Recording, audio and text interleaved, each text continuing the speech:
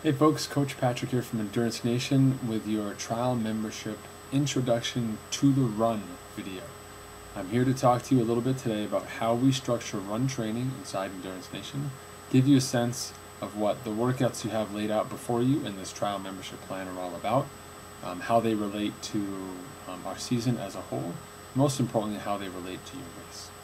A little bit of background on the run training workouts you see. For many of you, the parentheses and the hash marks might look like high school algebra. For those of you familiar with weightlifting routines, they probably look a lot like a weight workout where you're doing 3 by 10 reps of some kind of weight.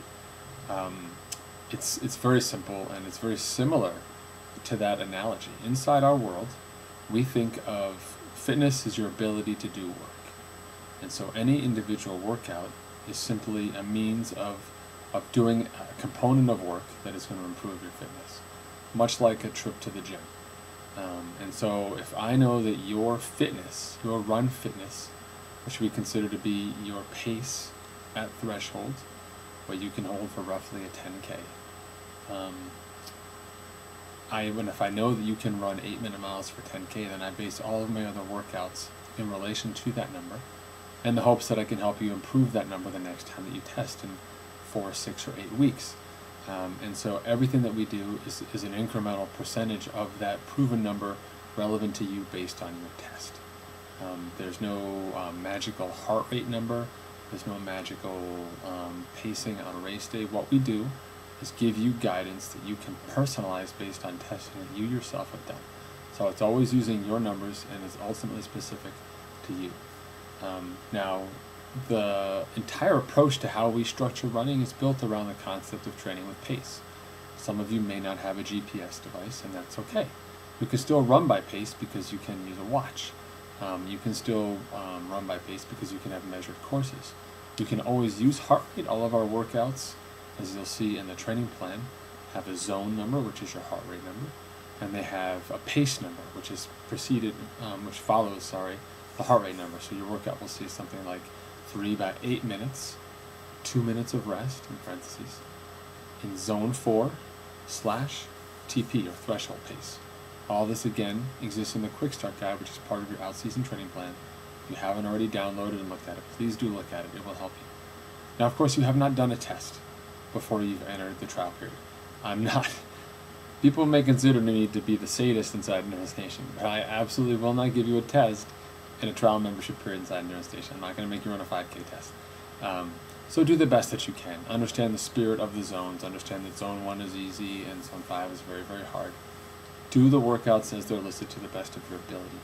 Our goal as coaches is to give you run workouts that start with that focus on the main set, just like every other single workout inside Endurance Nation. If you can do that main set of that workout, if you can do your 3 by 8 minutes hard with 2 minutes rest, and that's all you can get done, 30 minutes for your day, you are done with your workout. You can put your workout down, you go back to work, go back to the family, whatever it is you need to do. Because I'm only interested in that work portion. Once you get through that work portion, then you have some flexibility to add more time onto your day. That bandwidth is very open in the out season when we have a very small amount of training time at a high intensity with a very focused goal of improving your pace at threshold on the run, as measured by 5K tests that we do incrementally across the out season. That flexibility begins to decrease as we get closer and closer to your race, because we start to add more and more miles to your training as a means of preparing you for the event. And the more miles that we put on your training impacts the amount of intensity with which we can stick into your program. Very simple physics, very simple math. You've probably been there. You probably tried to do both. Old school periodization, you probably tried to get faster and add more miles at the same time, and you blew up fantastically. So inside our world, everything with a run is framed from pace. Everything is built like a trip to the gym, where there's a work component and a rest component, and that's it. Okay. The majority of our training, once you get beyond the trial membership, how we structure the rest of the year, the majority of our run training is built around some very simple rules. Your ability to perform well on race day is judged by how well you run, and how well you run is merely a function of not slowing down. And so run execution becomes, while very challenging on race day, very mentally challenging on race day, an exercise in knowing your pace, maintaining your pace, and making all the right choices on the swim, the bike, and what you ate leading up to the run, so that you can run that quality pace over the majority part of your day. There's no dynamic pace changing in a half iron or Ironman event. You're simply going to go that way as fast as you can for as long as you can, based on your pace goals. And how we train is the same way that you will race. So many of you probably have in the past have trained with heart rate, but on race day you want to run 350 in an Ironman. But you've never really trained with pace before, you've only trained with heart rate. So the metric that you're using is very different than the outcome you want to have on race day. Not so inside Endurance Nation. That is all synced up, so that you're training with pace in the out season, you're training with that same pace in the season, and you're going to use that same GPS device or that same mentality, that same approach to numbers on race day. In other words, we know all year long what that race day pace can be for you. I can calculate it for you right now based on what your 5K test result is, and give you a very good idea of what it is you're capable of running on race day. There is no magic on race day. What we do is prepare you and build that fitness, so when you do get to race day, you have the best possible physical preparation, you are ultimately mentally prepared, and you understand completely how you need to execute. And that is exactly what leads you to have the optimal run split. Now, working backwards from there, how running is structured over the course of a week is also very important inside Endurance Nation. On a volume perspective, for those of you training for Ironman races, there is no wrong run longer than 2.5 hours. There's many reasons for this, but the number one reason is simply this: where if you run 15-minute miles or you run 7-minute miles for your 2.5 hours, your body only speaks one language. I have been running for 2.5 hours. It doesn't know. If I'm stupid skinny and stupid tiny and super fast, I'm still running 2.5 hours. If I'm very big, a couple pounds overweight maybe, first time Ironman, and I'm running 12 or 13-minute miles, my body still knows I'm running 2.5 hours. Anything over 2.5 hours is fundamentally very challenging for your body. And so we make up that gap by working on frequency. So we put many, many runs across the course of a week.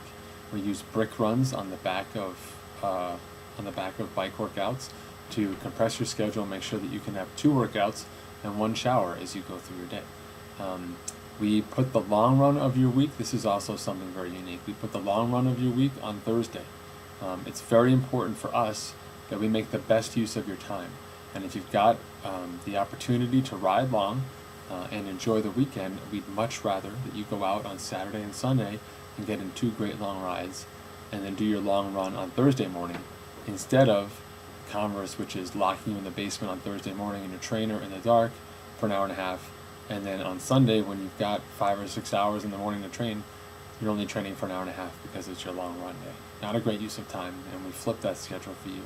So everything inside our house is built around the concept of having a long run on Thursday and then your long bike workouts on the weekend.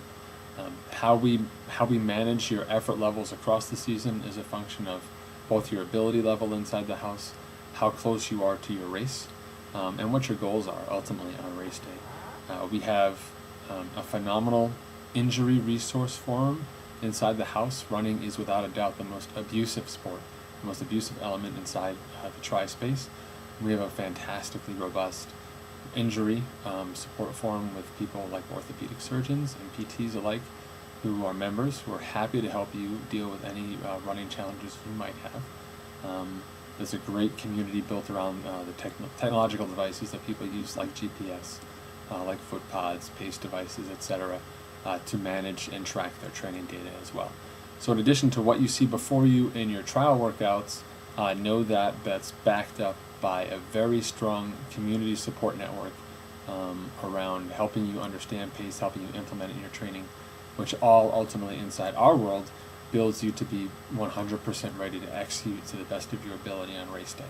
At the end of the day, we know that you can train for 364 days, but the ultimate arbiter of your success of that year is how you do on race day, and we are 110% focused on that.